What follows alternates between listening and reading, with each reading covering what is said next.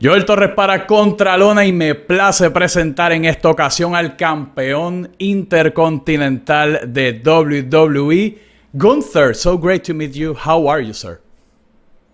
I'm very good. Thank you for having me.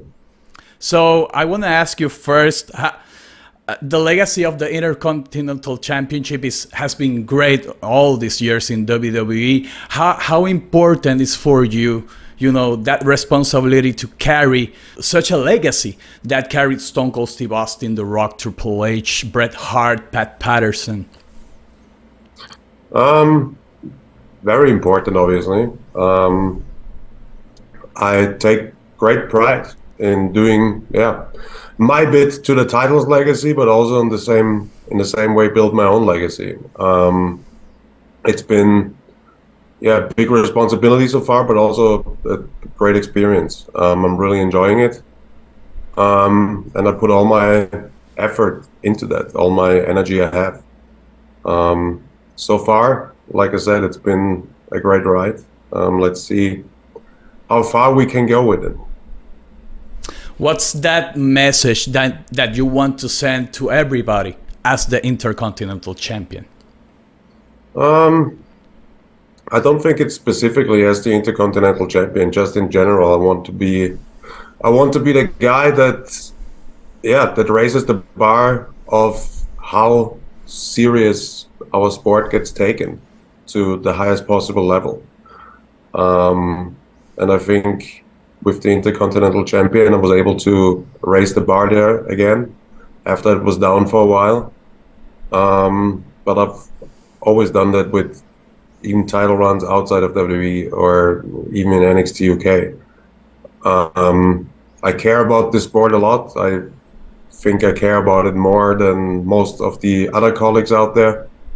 And that's what I want to deliver in the ring. I would say I'm almost a very selfless guy, because all my energy goes into keeping the standards of this sport up, and at the end everybody benefits from that.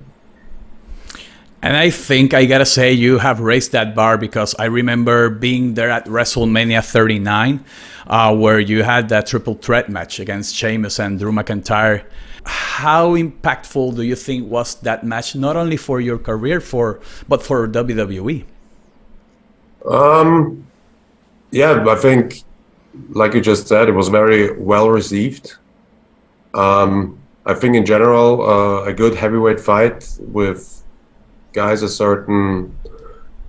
a certain height and also weight, and when that gets mixed with a lot of agility and a lot of physicality and the high pace in the match, I think that's just one of the most exciting scenarios you can have for any match in our sport. Obviously I benefited at the end that Drew and Sheamus got really stuck in their personal issue they had going on or whatever, which I didn't mind. I think it exposed them to a little bit. Their mind wasn't focused on the goal as it was supposed to be. So I was able to take that win. And just in general, I think obviously WrestleMania for myself, it was a big happening in my career.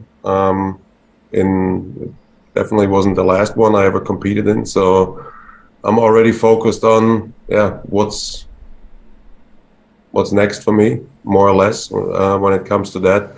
All those big milestones in a career, like also the Royal Rumble, it's not anything I cling onto, if that makes sense. I think I focus on doing the best I can on that day, and when it's done, my focus already is on the next challenge. So I think once my career is over, I can look back on all those things and re-enjoy them, if that makes sense. But right now I would describe it, I'm more in the tunnel. Don't look back, not left, not right.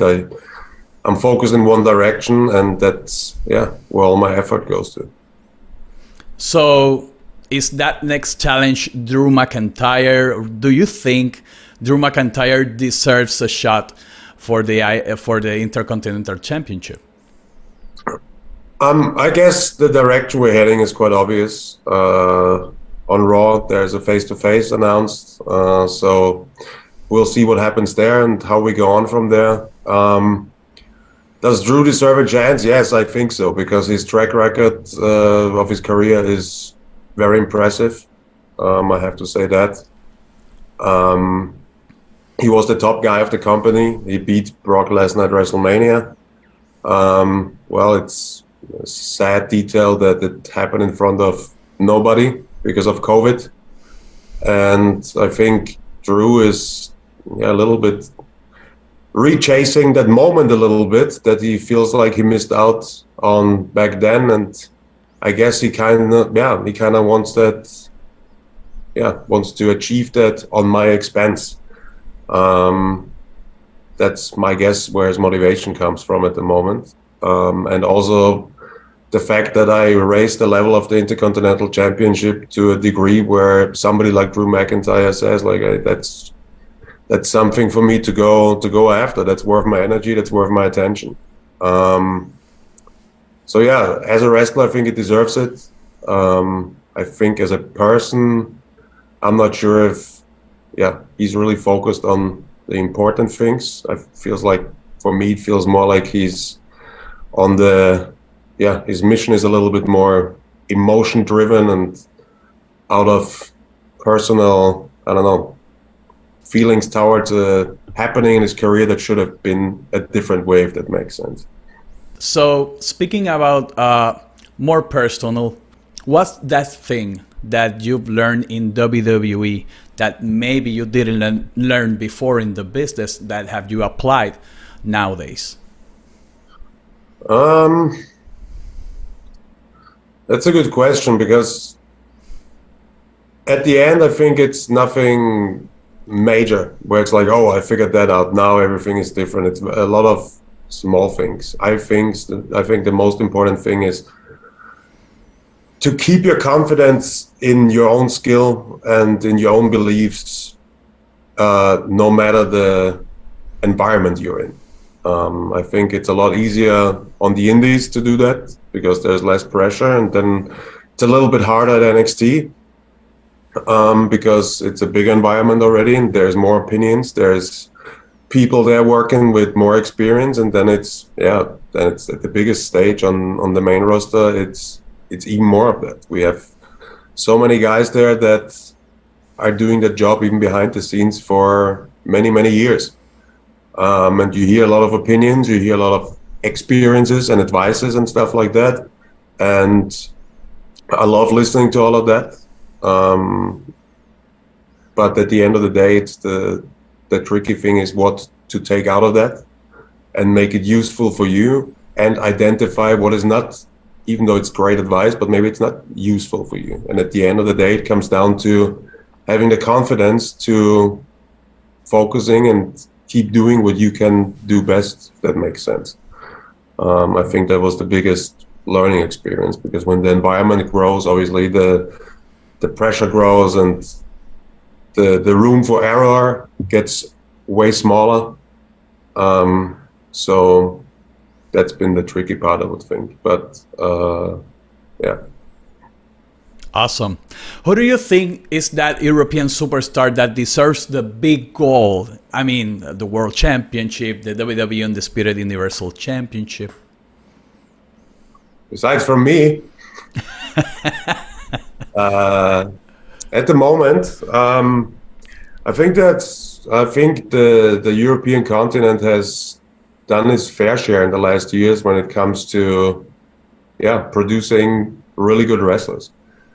I think as of right now, obviously, I think Kaiser has been doing pretty well in the last months. I really think he found a way to stand out, even I would say with the not even without getting the big chances, to really go out there and have a lot of time and show what he can do. He's capable of a lot. He's a very charismatic guy, and I think even with the limited amount of time he has, he he found a way to stand out. So I think he would really deserve a chance to, get a little bit more time up there and some good matches. Awesome. So to finish this interview, and I want to thank you for giving us your time here in Contralona. Any final words, for the fans in Puerto Rico and Latin America that are watching you right now, and now that SummerSlam is on the way on August 5th in Detroit? I gotta say I'm a little bit sad I missed out on the last event WWE did in Puerto Rico. I think Backlash, right? Yeah. Because I love tradition and I love history, and I think Puerto Rico has a huge history when it comes to our sport.